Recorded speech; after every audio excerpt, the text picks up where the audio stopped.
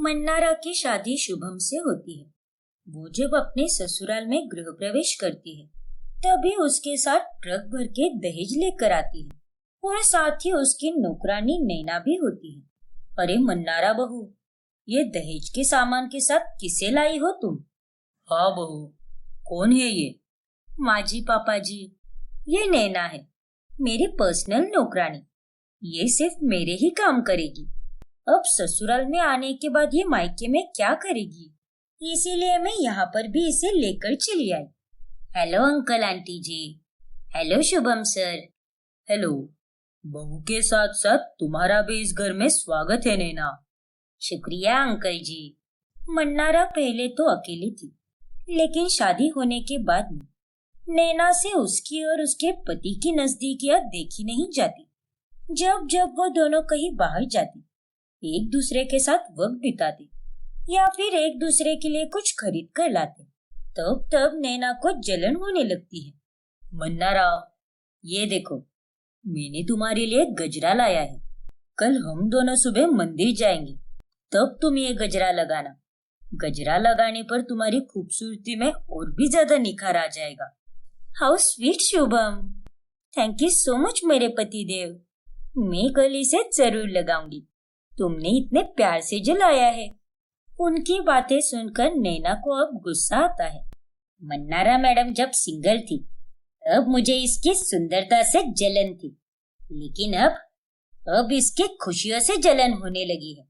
इसे इतना अच्छा पति और ससुराल मिला है और एक मैं ही यहाँ पर अटक गई हूँ। काश मेरे पास भी वो सब होता जो मैडम के पास है। फिर एक दिन जब मन्नारा सबको खाना परोसती है, तब उसे चखकर उसके सास ससुर बहुत खुश होते हैं। अरे वाह मन्नारा बहू, क्या बेहतरीन खाना बनाया है तुमने। आज तो मजा ही आ गया। कितना स्वादिष्ट खाना बनाया है तुमने। थैंक यू माँ ji. Just mind blowing Mannara. और बहू, इसी बात पर तुम्हें आज शगुन का नेक तो मिलना ही चाहिए। 1 मिनट। हाँ।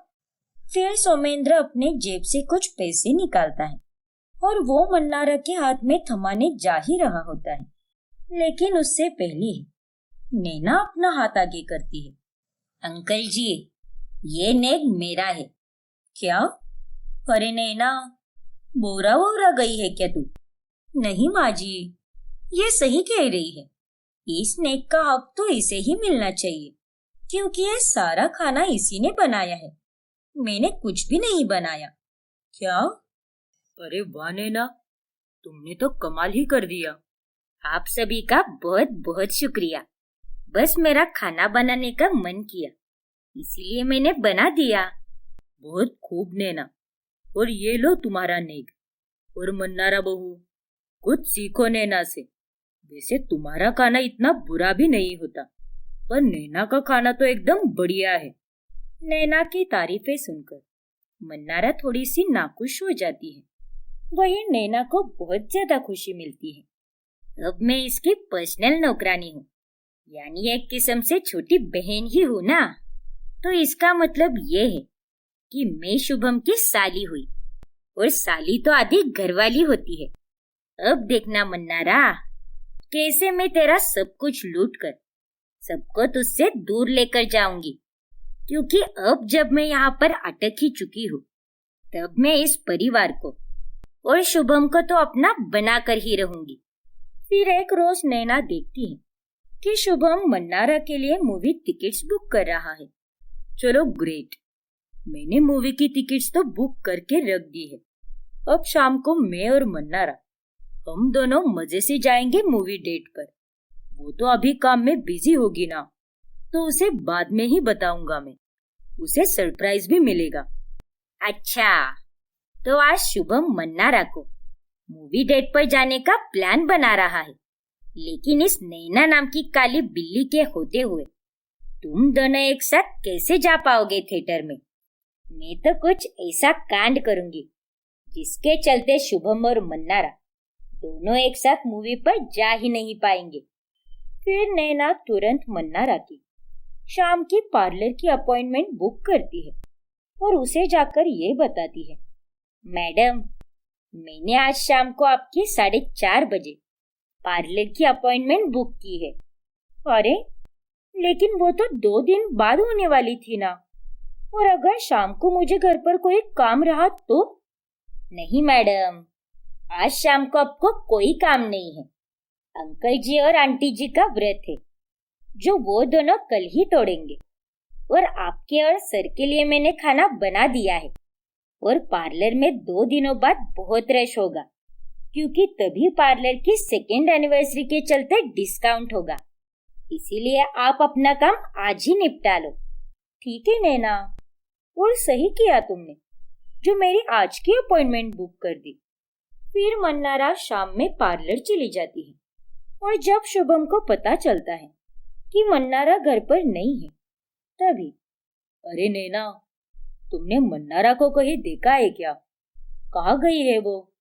अरे सर, मैडम तो पार्लर गई है। उन्होंने आज पार्लर की अपॉइंटमेंट ली थी ना, इसीलिए अभी तो उन्हें आने में रात हो जाएगी। 4 से 5 घंटे लगते हैं उन्हें पार्लर में। क्या?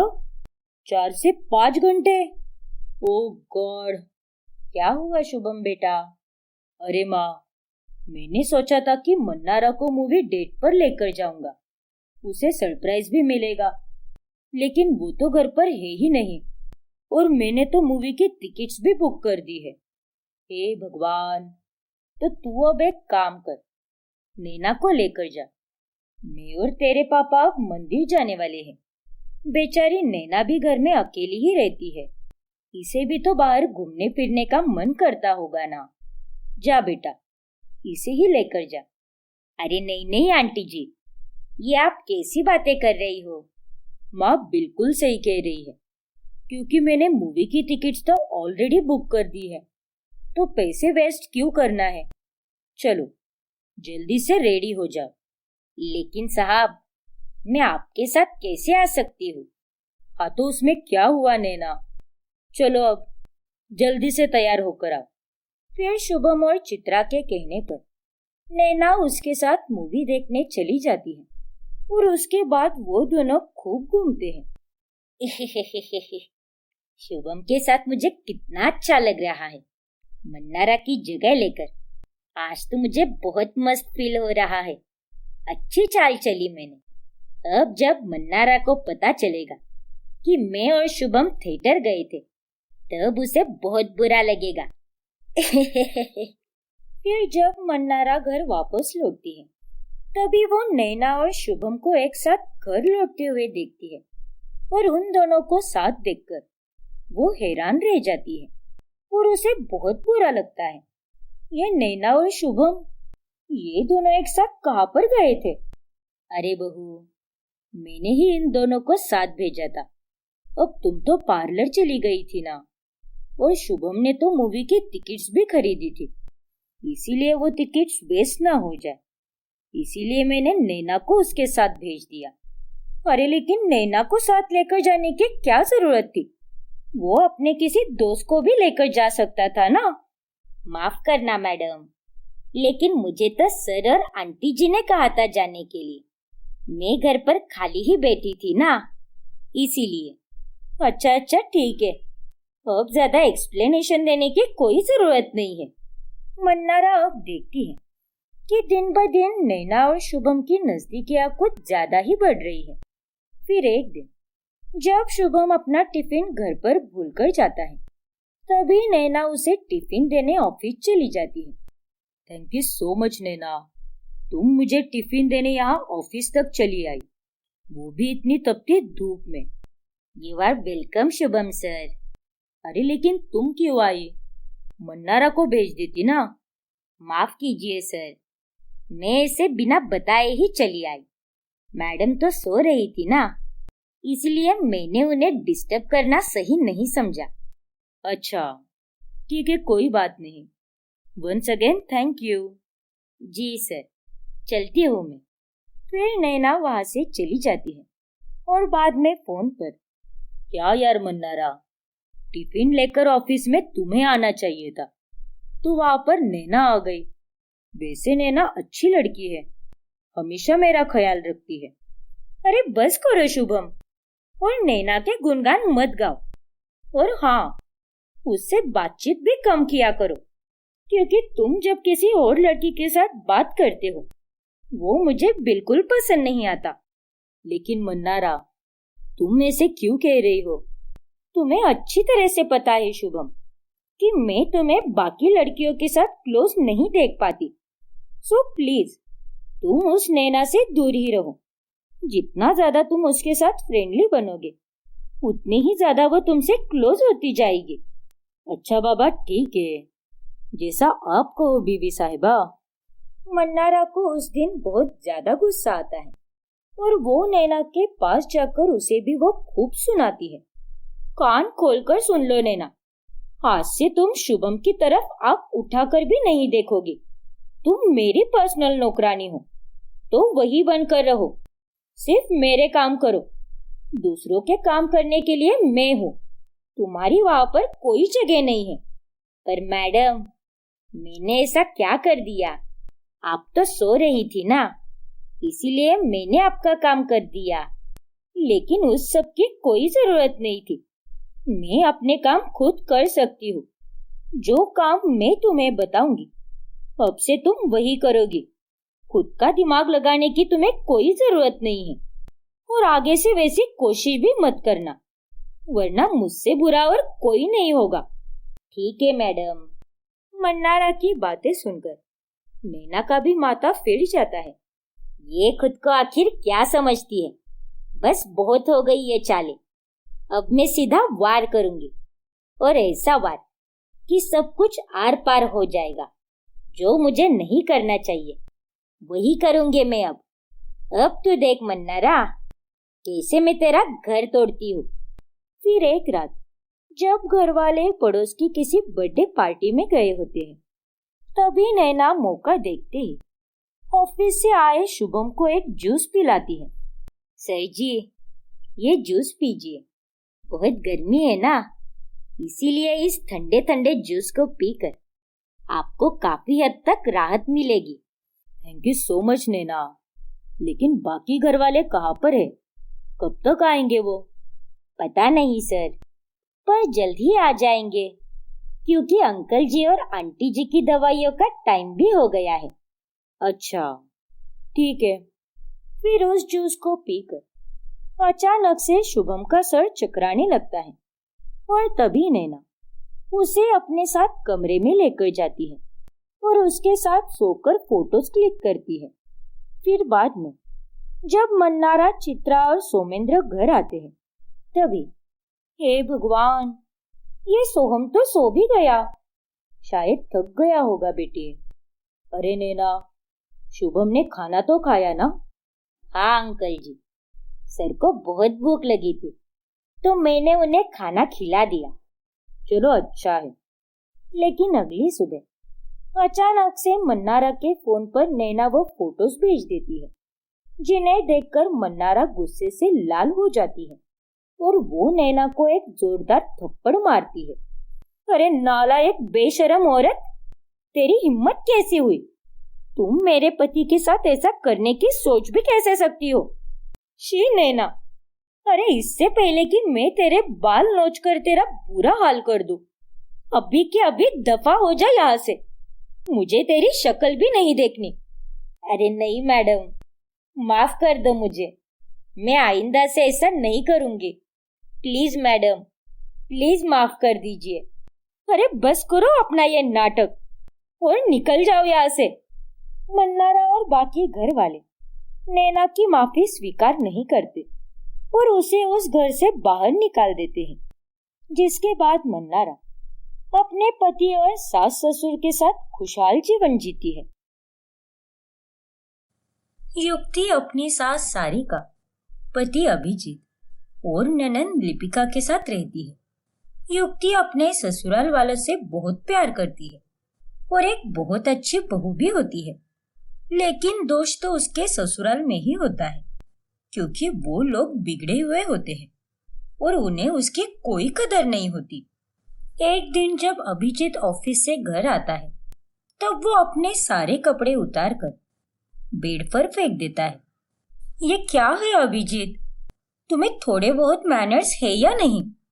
अरे कपड़ों को इस तरह से बेड पर कौन फेंकता है, वो भी गंदे कपड़ों को? जाओ, जाकर इसे बाथरूम में रख कर आओ। ओफो युक्ति, तुम चिल करो यार। नौकरानी निम्मो आकर सारे कपड़े उठाकर लेकर जाएगी, तुम्हें उसकी चिंता करने की कोई जरूरत नहीं है। अरे अभी अभी नाइट शिफ्ट करके आया हूं मैं, प्लीज अभी मेरा दिमाग मत खाओ। अब तो मैं जम के सोऊंगा। नहीं अभिजीत, मैं तो तुम्हें सोने ही नहीं दूंगी। पहले इसे उठाओ और ठीक से बाथरूम में रख कर आओ, वरना मैं इन कपड़ों को धुलाने ही नहीं दूंगी और फिर तुम्हें ये कपड़े जैसे है वैसे ही पहनने होंगे। समझ गए तुम? अरे यार युक्ति, तुम भी ना, सच में कभी कभी कितना ज्यादा करती हो। ना जाने पिछले जन्म में मैंने कौन से पाप किए थे जो मुझे इस जन्म में तुम जैसी खून चूसने वाली बीवी मिली है। देखो अभिजीत, मैं तुम्हारा कोई खून वून नहीं चूस रही। अरे तुम्हें भी समझना चाहिए ना, अगर तुम ऐसे ही बिगड़ते गए तो कब सुधरोगे? देखो, तुम्हें अपनी इन हरकतों को सुधारना ही होगा। युक्ति, मेरी माँ बनने की कोशिश मत करो प्लीज। मुझे जैसे रहना है मैं वैसा ही रहूंगा। तुम मेरी बीवी हो और इसका मतलब ये नहीं है कि मैं जोरू का गुलाम बनकर तुम्हारी हर बात मानूंगा। मेरी भी लाइफ है और वो लाइफ मुझे जैसे जीनी है मैं तो वैसे ही जीऊंगा। समझ गई तुम? अरे ये किस तरीके से बात कर रहे हो तुम? शट अप युक्ति, मुंह बंद रखो अपना, वरना मुझसे बुरा कोई नहीं होगा। अभिजीत की ये बातें सुनकर युक्ति को बहुत बुरा लगता है। फिर अगले दिन उसके पड़ोस में रहने वाली वेदिका उससे मिलने आती है। अरे युक्ति, कल तुम्हारे और अभिजीत भाई के चिल्लाने की आवाज आ रही थी, क्या हुआ था? तुम दोनों में सब ठीक तो है ना? हाँ वेदिका, सब ठीक है। मेरा मतलब बस यूं ही बातचीत कर रहे थे हम और मजाक मजाक में चिल्ला रहे थे। मजाक में? मैं कुछ समझी नहीं युक्ति कि तुम क्या बोल रही हो। अरे कुछ नहीं वेदिका, सब ठीक है और जैसा तुम सोच रही हो वैसा कुछ भी नहीं है। सो चिल कर यार। आर यू श्योर ना युक्ति? हाँ Vedika. By the way thanks. You are welcome Yukti. कभी भी अगर कुछ लगे ना तो मैं हूं तुम्हारे लिए, क्योंकि तुम मेरी पड़ोसन कम और खास दोस्त ज्यादा हो। हाँ वेदिका, ये बात तो मुझे भी पता है। फिर एक दिन जब युक्ति की सास सारिका रसोई में जाकर ब्रेड पकोड़े बनाती है, तब वो पूरी रसोई खराब कर देती है और तो और ब्रेड का पैकेट भी खुला छोड़ देती है, जिस कारण उसमें कॉकरोच घुस जाता है। ओह नो, ये क्या? ये रसोई को तहस नहस किसने किया है? हे भगवान, क्या हालत बना के रखी है। फिर युक्ति बाहर हॉल में आ जाती है और तभी सारिका को वो मजे से पकोड़े खाते हुए देख लेती है और वो गुस्से में आग बबूला हो जाती है। माँ जी, अरे आपकी तो बस उम्र ही बड़ी है, लेकिन उम्र बढ़ने के बावजूद भी आप में तो रत्ती भर की भी अकल नहीं है। रसोई की क्या हालत करके रखी है आपने। और अगर आपको ये ब्रेड पकोड़े खाने थे तो मुझसे कह देती ना आप। रसोई को इतना खराब करने की क्या जरूरत थी? अरे ओ मनहूस, ज्यादा मुंह मत चला। पकोड़े खाने का मेरा मन किया, इसीलिए मैंने बना के खा लिए। तो तुझे क्या परेशानी है? और अगर रसोई खराब ही हुई है तो उसमें कौन सी बड़ी बात है? नौकरानी निम्मो आकर साफ कर देगी वो। तू इतनी फड़फड़ा मत, चुपचाप अपना काम कर। अरे क्या फड़फड़ा मत माँ जी, रसोई की हालत देखी है क्या आपने? कितनी गंद मचा रखी है आपने।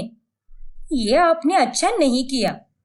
ऊपर से ब्रेड के पैकेट को खुला छोड़ने की वजह से उसमें कॉकरोच घुस गया है, और वो ब्रेड अगर कोई खा लेता तो उसे फूड पॉइजनिंग हो जाती।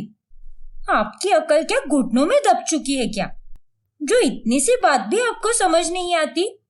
अरे नौटंकी, ज्यादा चपड़ चपड़ मत कर, वरना एक चपेट लगाऊंगी। भाषण देना है तो किसी सभा में जाकर दे, लेकिन यहाँ नहीं, वरना मैं तेरा मुंह तोड़ दूंगी। आई बड़ी, जब देखो तब बस भाषण ही देती रहती है। देखिए माँ जी, मुझे भी कोई शौक नहीं चढ़ा है कि हर वक्त आप लोगों के सामने गला फाड़ फाड़ कर चिल्लाते बैठूं, लेकिन आप लोग कारनामे ही ऐसे करते हो जिस कारण मुझे आप लोगों को सुनाना ही पड़ता है। अरे क्यों नहीं समझते आप लोग कि मैं ये सब हमारी भलाई के लिए कर रही हूँ? युक्ति की बातों का सारिका पर कोई असर नहीं होता। फिर शाम होने पर सारिका अपने पड़ोस में रहने वाली वेदिका की सास पारुल से मिलने जाती है।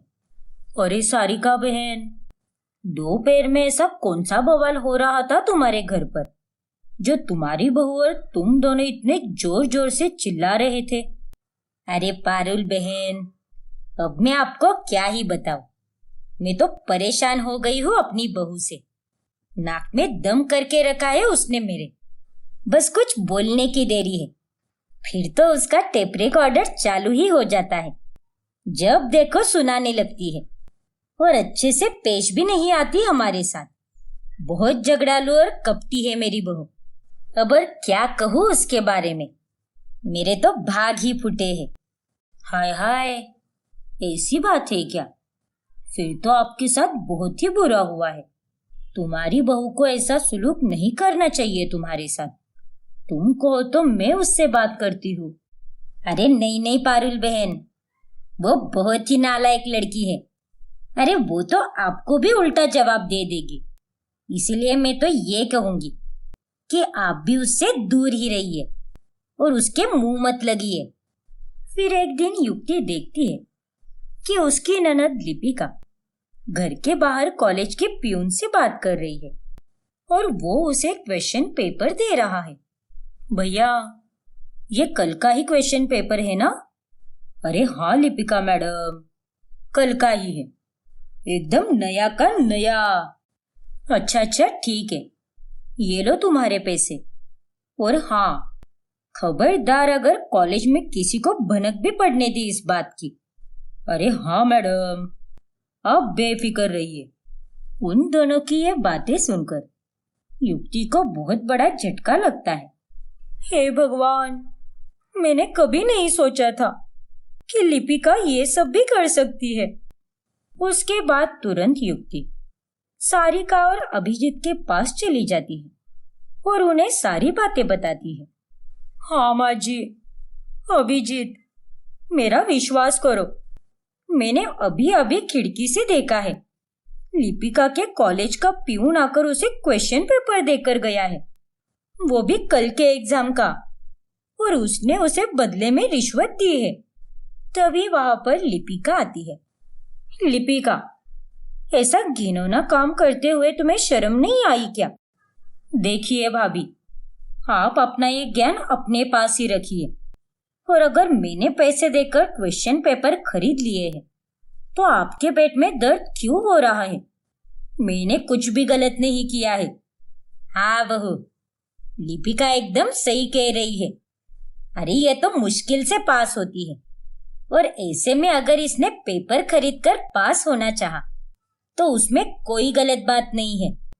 हमें तो बस यही चाहिए कि ये जैसे तैसे पास हो जाए।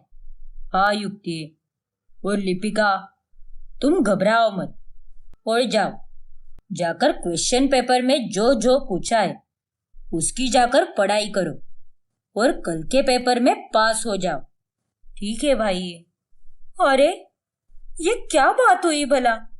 अभिजीत, माँ जी, आप दोनों लिपिका का गलत में साथ कैसे दे सकते हो? अरे इससे इस पर कितना बुरा असर पड़ सकता है, इस बारे में आपने कभी सोचा भी है क्या? अरे बंद कर अपनी ये बकवास, और अभी फिर से शुरू मत हो जा। खुद को क्या बैरिस्टर समझती है क्या तू? हर वक्त बस सच्चाई और अच्छाई का पाठ पढ़ाती रहती है। जैसे कि हम सब बेवकूफी बैठे हैं यहाँ पर। देखो युक्ति, खुद को सयानी समझना बंद करो, क्योंकि वो सब यूजलेस है। और हर बात में अपना भाषण देना भी बंद करो। अरे हम पक चुके हैं तुमसे और तुम्हारी इन बकवास बातों से। लेकिन अभिजीत। अरे बस करो और जाओ, जाकर सबके लिए खाना परोसो। अपनी औकात और अपनी मर्यादा के हिसाब से काम और बात किया करो। जरूरत से ज्यादा बात करना तुम्हें शोभा नहीं देता। अभिजीत की ऐसी बातें सुनकर युक्ति उसके सामने कुछ बोल ही नहीं पाती। फिर अगले दिन जब वो मोहल्ले में जाती है तब कोई भी उससे ठीक से बात ही नहीं करता। अरे कैसी हो आप ममता काकी? और चिंटू भैया, आप आजकल आते ही नहीं चाय पीने। भैया, काकी, अरे ये सबको क्या हो गया है? सब मुझे तो ऐसे नजरअंदाज कर रहे हैं जैसे कि मैंने कोई गुनाह किया है। तभी वहां पर उसकी पड़ोसन वेदिका आती है। अरे युक्ति, अच्छा हुआ तू यहाँ पर मिल गई। मैं तुमसे ही मिलने आ रही थी। क्या हुआ वेदिका? आखिर ऐसी कौन सी बात है? अरे युक्ति, तेरे घर पर सब कुछ ठीक तो है ना? क्योंकि कल तेरी सास मेरे घर पर आई थी और मेरी सास और बाकी औरतों से तुम्हारी जम के चुगली कर रही थी और बता रही थी कि सारा दोष मेरे बहू का ही है और तू ही उन पर हिटलर बनकर जुल्म करती है और उन्हें दबाव में रखती है। क्या? ये सब तू क्या कह रही है वेदिका? शायद इसीलिए सभी लोग मुझसे ऐसे बर्ताव कर रहे हैं। हाँ युक्ति, और ना सिर्फ किट्टी पार्टी में बल्कि पूरे मोहल्ले में तुम्हारी सास ने तुम्हारा नाम खराब करके रखा है और तुम्हारी ननद लिपिका ने भी। वो भी कुछ कम नहीं है। वेदिका की बातें सुनकर युक्ति को बहुत गुस्सा आता है और घर जाकर वो अपना सारा सामान पैक कर लेती है। अरे ओ भूतनी की, कहाँ चली? मैं ये घर छोड़कर जा रही हूँ माँ जी, वो भी हमेशा हमेशा के लिए। क्या? अरे दिमाग खराब हो गया है क्या तुम्हारा? ये सब क्या चल रहा है युक्ति? जरा हमें खुल के बताओ। नहीं, आज मैं किसी से कोई बात नहीं करने वाली और मेरा दिमाग एकदम सही है और मुझे ऐसे लोगों के साथ रहना ही नहीं है जिनका खुद का दिमाग खराब हो चुका है। भाभी, आप भाई से ऐसे बात नहीं कर सकती। जरा तमीज से पेश आओ। अरे तुम तो चुप ही रहो और मुझे तमीज सिखाने की कोई जरूरत नहीं है, क्योंकि मुझे सब पता चल चुका है कि कैसे आप लोगों ने मेरे नाम की बदनामी की है पूरे मोहल्ले में। सारा इल्जाम मुझ पर लगा दिया, बल्कि दोष तो आप लोगों में है। आप लोग बहुत बुरे हो और दुनिया वालों को ये बता रहे हो कि दोष मुझ में है। मैं हूँ जो सब पर जुल्म करती हूँ। वाह, क्या बात है युक्ति, ऐसा कुछ भी नहीं है। और ये सब तो क्या बोले जा रही है? माँ जी, आपको ज्यादा भोली बनने की कोई जरूरत नहीं है, क्योंकि मुझे वेदिका ने सब बता दिया है और मैं सब जान चुकी हूँ। अरे क्या कुछ नहीं किया मैंने आप सबके लिए। मेरे ससुराल को मेरे मायके से भी बढ़कर समझा। हमेशा आप लोगों की भलाई, अच्छाई और खुशी के लिए जो बनता है वो सब कुछ किया, लेकिन इतना सब करने के बावजूद भी आप लोगों ने मुझे ये सिला दिया है। मेरी बदनामी और बुराई की है आपने। लेकिन अब बस, बहुत हुआ, क्योंकि मैं अपने आत्मसम्मान को चुनती हूँ और खुशी और गर्व के साथ साथ इस घर से और रिश्ते से अपने आप को आजाद कर रही हूँ, क्योंकि ऐसे घर में मुझे हरगिज भी नहीं रहना है जहाँ पर मेरी किसी को कोई कदर नहीं है। ऐसा मत करो युक्ति, प्लीज पहले ठीक से बात तो करो और मेरी भी बात सुन लो। हाँ युक्ति बहू, रुक जा बेटा।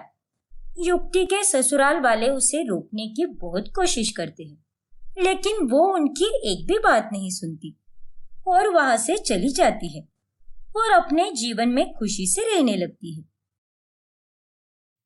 रचना एक तलाकशुदा औरत होती है। तलाक के बाद अपनी 5 साल की बेटी तारा के साथ वो अपने मायके चली जाती है। उसके बड़े भाई तपीश की हाल ही में शादी हुई होती है। एक दिन मायके में उसकी बड़ी भाभी निधि उससे पूछती है, रचना, तुम्हारा तलाक किस कारण हुआ है? मतलब मुझे इतना विस्तार से नहीं पता। मैं नई नवेली आई हूं ना घर पर, इसीलिए। निधि भाभी, वो दरअसल मेरा पति विनीत एक शराबी आदमी है और हाल ही में वो बहुत ही ज्यादा शराब पीने लगा है और कुछ काम धाम भी नहीं करता। इसीलिए ऐसे आदमी के साथ रहने से अच्छा अलग रहना ही सही है। अच्छा, तो ये माजरा है क्या? लेकिन तुम्हारा भाई भी तो शराब पीता है। हाँ भाभी, लेकिन भैया लिमिट में पीते हैं। लाइफ में हर एक चीज की एक लिमिट होती है, उसे पार नहीं करना चाहिए। ये बात भी तुमने सही कही रचना। फिर एक दिन रचना अपने भैया के पास जाकर कहती है, तपीश भैया, तारा की स्कूल की फीस भरने के लिए मुझे 1 लाख रुपए चाहिए थे। आप कब तक दोगे? क्या कहा? 1 लाख रुपए? हाँ भाभी, एक्चुअली तारा एक बहुत ही क्लासी और पॉश स्कूल में जाती है, इसीलिए उसकी इतनी फीस है। बाप रे, लेकिन छोटी, हम तारा की स्कूल चेंज नहीं कर सकते क्या? मेरा मतलब, इतनी ज्यादा फीस है। पढ़ाई तो हर एक स्कूल में सेम ही रहती है ना। और वैसे भी 5 साल के बच्चों को ऐसा कौन सा रॉकेट साइंस पढ़ाते हैं? नॉर्मल बेसिक स्टडी ही तो होती है। और नहीं तो क्या, हमारे टाइम पे तो कॉलेज फीस भी इतनी नहीं थी। और यहाँ देखो, 5 साल की बच्ची की स्कूल फीस ही 1 लाख रुपए है। नहीं भाभी, भैया, तारा जिस स्कूल में जाती है वो नंबर 1 स्कूल है, एकदम हाई क्लास स्कूल है और उसे वहां की आदत हो चुकी है। सो प्लीज, मैं उसे किसी लो क्लास स्कूल में नहीं भेजना चाहती हूँ। वहां अच्छी फैसिलिटीज नहीं होती भैया। ठीक है रचना, अगर तुम यही चाहती हो तो यही सही। अभी मेरे पास इतने पैसे तो नहीं है, लेकिन मैं पैसों का बंदोबस्त करता हूँ और अगर कुछ हो ही नहीं पाया तो मैं अपनी एफडीज तुड़वा दूंगा। तुम चिंता मत करो। ठीक है भैया, थैंक यू। इतना कहकर रचना वहां से चली जाती है। उसके जाने के बाद, ये सब क्या है तपीश? हाई क्लास और लो क्लास क्या होता है? पढ़ाई तो पढ़ाई होती है ना। तुम अपनी बहन को कुछ ज्यादा ही सर पर चढ़ा रहे हो। आज को 1 लाख है, कल को उसकी फीस और भी ज्यादा बढ़ जाएगी। तुम इतने पैसों का बोझ झेल पाओगे? कब तक संभालोगे उसे तुम? अब जाने दो ना निधि, मैंने छोटी को बोल दिया है, मैं हैंडल कर लूंगा सब। तुम चिंता मत करो। थोड़े दिनों बाद तपीश तारा का एडमिशन करा देता है और उसकी स्कूल शुरू हो जाती है। एक सुबह रचना देर से उठती है, तब वो अपनी माँ पुष्पा को बोलती है, माँ सॉरी, वो मुझे आज भी उठने में देर हो गई। कल रात को मूवी देखते देखते बहुत लेट हो गया था। आप प्लीज तारा का टिफिन पैक कर दो ना। पता था मुझे, तुझे अपनी बेटी की कहाँ कुछ पड़ी है, इसीलिए मैंने पहले ही टिफिन बना कर रखा है। थैंक यू सो मच माँ।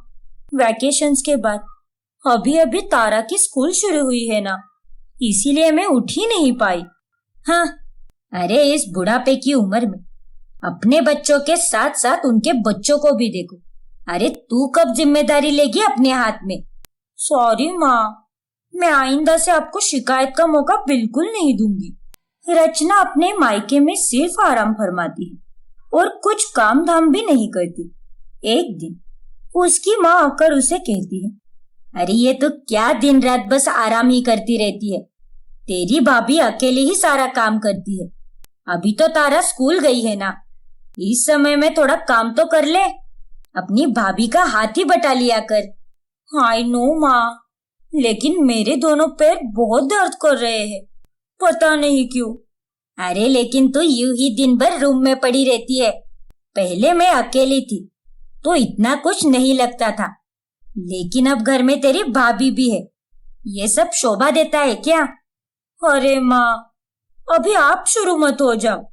आप जाओ, मैं कल से पक्का आती हूँ और काम में भी हाथ बटाती हूँ। फिर पुष्पा निधि के पास आती है।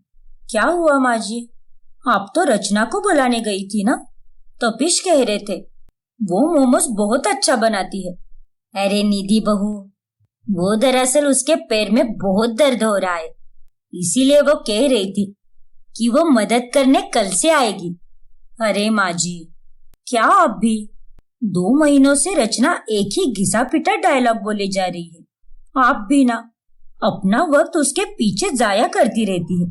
अगर उसे मदद करने आना होता तो वो कब की आ जाती। 2 महीनों से एक ही टेप चला रखा है बस। फिर एक दिन रचना तपीश से कुछ पैसे मांगती है। भैया, मुझे कुछ पैसे चाहिए थे, वो दोस्तों के साथ बाहर घूमने जाना है ना, इसीलिए। अच्छा ठीक है छोटी, लेकिन ये तो बताओ तुम वापस कब तक आओगी? मुझे आने में रात हो जाएगी भैया। क्या? अरे अगर आने में तुम्हें रात हो जाएगी तो अपनी भाभी को साथ में लेकर जाओ। अरे भैया, आप भी ना कैसी डाउन मार्केट बातें करते हो? अपनी भाभी के साथ भी कोई भला घूमता है क्या? रचना की ये बात सुनकर तपीश और निधि को बहुत बुरा लगता है, लेकिन वो दोनों कुछ नहीं बोलते। रचना दिन भर अपने दोस्तों के साथ क्लब में शराब पीकर खूब पार्टी करती है। रात में रचना के लिए सब देर तक जाग रहे होते हैं और तभी मोहल्ले में एक लड़का उसे बाइक पर छोड़कर जाता है। रचना ने इतनी शराब पी होती है कि वो आकर सो ही जाती है। फिर अगली सुबह, रचना, कल रात को तुमने जो भी किया वो सरासर गलत था। अरे इतनी शराब कौन पीता है? तू ठीक से चल भी नहीं पा रही थी, और तो और तुम्हें एक लड़का छोड़कर गया। वो तो रात का समय था, गली मोहल्ले के लोग और तारा सो रहे थे, वरना अगर उनमें से कोई तुम्हें देख लेता तो क्या इज्जत रह जाती हमारी। और साथ ही इन सब का तारा पर भी कितना बुरा असर पड़ सकता है। क्या ये तुमने कभी सोचा है? इसे तक कोई शर्म नहीं आती। तू ये सब क्या कर रही है रचना? अभी अभी तेरा तलाक हुआ है, हर 2 दिन में शराब पीती रहती है तू। तेरे में और विनीत में क्या फर्क रह गया? एक बच्ची की माँ होकर भी किसी जवान लड़की की तरह बर्ताव करती है तू। मुझे माफ कर दो माँ, वो मेरे दोस्तों ने कुछ ज्यादा ही शराब पिला दी, इसीलिए ये सब हुआ। लेकिन मैं आपको वादा करती हूँ कि आइंदा से ऐसा नहीं होगा। प्लीज भैया, अपनी छोटी को माफ कर दो ना। रचना अपनी नौटंकी जारी रखती है। फिर एक दिन निधि और तपीश दोनों शॉपिंग करने जा रहे होते हैं। तभी रचना उनके हाथ में एक लंबी शॉपिंग की लिस्ट थमा देती है। ये सब क्या है रचना? भाभी, ये मेरी सामान की लिस्ट है। आप दोनों शॉपिंग जा रहे हो ना, तो लगे हाथ मेरा भी सामान लेकर आओ। फिर वो दोनों बाजार में शॉपिंग करने जाते हैं। तब उन्हें रचना के ससुराल के पास रहने वाली पड़ोसन मिलती है। अरे तपीश बेटा, कैसे हो? ठीक हूँ आंटी, आप बताइए। बस सब बढ़िया बेटा। वैसे मुझे पता चला है कि तुम्हारी बहन ने विनीत को तलाक दे दिया है। हाँ आंटी, वो हद से ज्यादा शराब पीने लगा था और कुछ ठीक से काम धाम भी नहीं करता था, इसीलिए रचना ने उसे तलाक दे दिया। क्या? अरे ये सब झूठ बोला है उसने। वो तो पहले से ही शराबी था, और तो और रचना भी उसके साथ शराब पीने जाया करती थी। लेकिन जैसे ही वो जुए में पैसे हारने लगा, तब रचना ने उससे झगड़े करने शुरू कर दिए। वो कंगाल हो गया था, इसीलिए रचना ने उसे तलाक दे दिया, और कुछ नहीं। क्या? हाँ बेटा, वो कुछ काम नहीं करती थी। उसके घर पर सभी काम के लिए नौकर चाकर थे, लेकिन पैसे खत्म होने के कारण उन्हें नौकरों को निकाल देना पड़ा, और तब सारा काम रचना के ऊपर ही आ गया, और इसीलिए उसने अपने कंगाल पति को छोड़ दिया। ये सुनकर तपीश और निधि दोनों हैरान रह जाते हैं, लेकिन घर आने के बाद में वो दोनों रचना से कोई बात नहीं करते।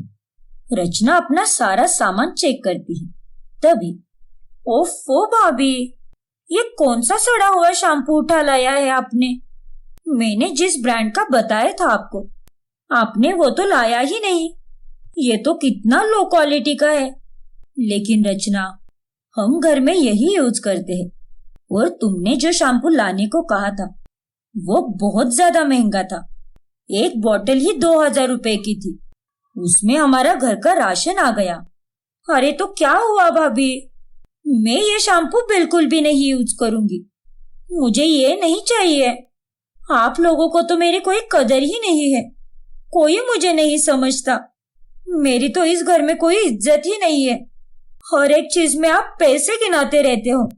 इतना नहीं करना था, उतना नहीं करना था, ऐसा मत करना, वैसा मत करना। हमारे घर में पहले तो ऐसा नहीं होता था ना भैया। रचना की नौटंकी देख सभी गुस्सा हो जाते हैं।